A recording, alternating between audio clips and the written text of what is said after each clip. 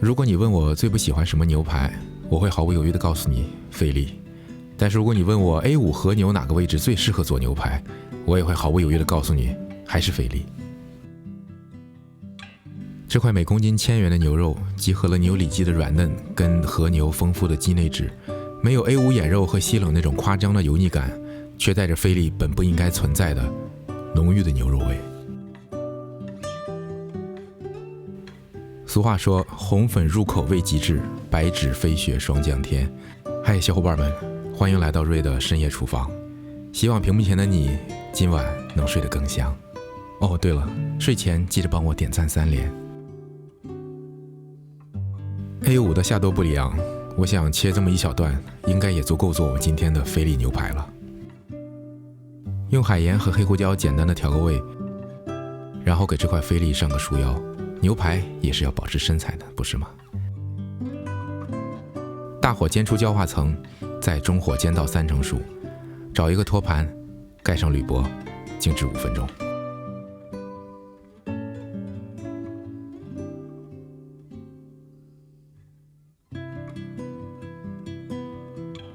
等待的时间，我们来做个生牛肉沙拉。芝麻菜加盐、橄榄油和黑醋，打碎融合就是这碗翠绿的酱汁了。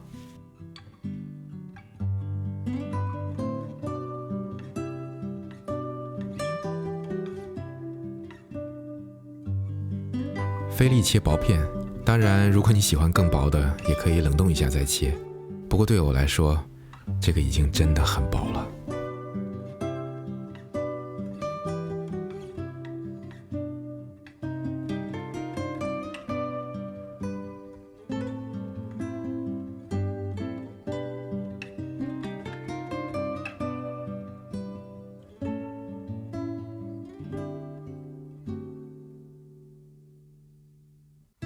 加点水瓜柳提升酸味，再来点松子，撒上帕玛森奶酪，最后来点新鲜的牛至液。哦，你问我新鲜的牛至液是什么味道？或许你可以参考一下薄荷加柠檬叶的那种清香。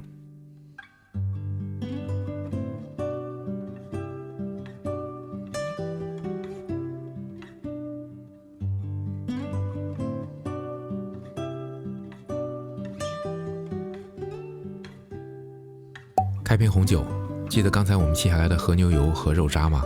拿来做个酱汁。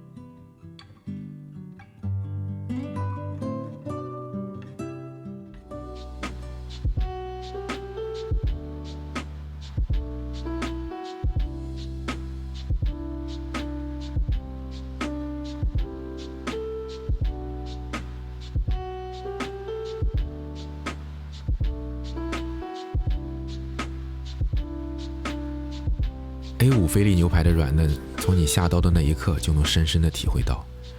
不是说像切豆腐般的丝滑，但是餐刀传给你的阻力可以完全忽略不计。屏幕前的你睡了吗？没睡的话，来，给你先吃。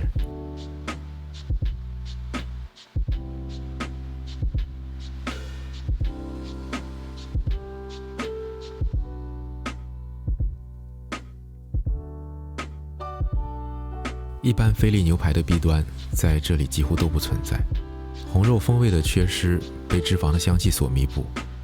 A5 和牛因为丰富的肌内质造成眼肉细冷过于油腻，而菲力作为一块牛身上缺乏油脂的部位，在 A5 这个等级却达到了一种奇妙的平衡。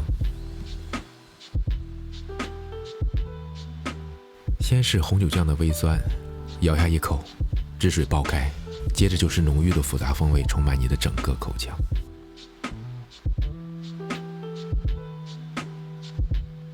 芝麻菜的独特味道，水瓜柳的酸，松子的香，奶酪的咸，加上生牛肉片，又是一种全新的感受。我知道你们可能不吃生牛肉，来，张嘴。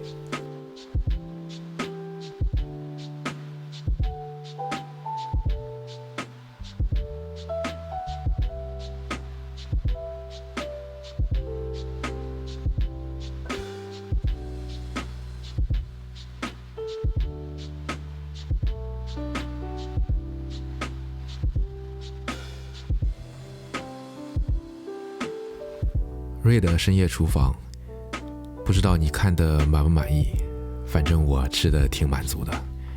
哦，对了，刷牙洗脸前还有一件事，不要忘记一键3连。那我们下个夜晚再见。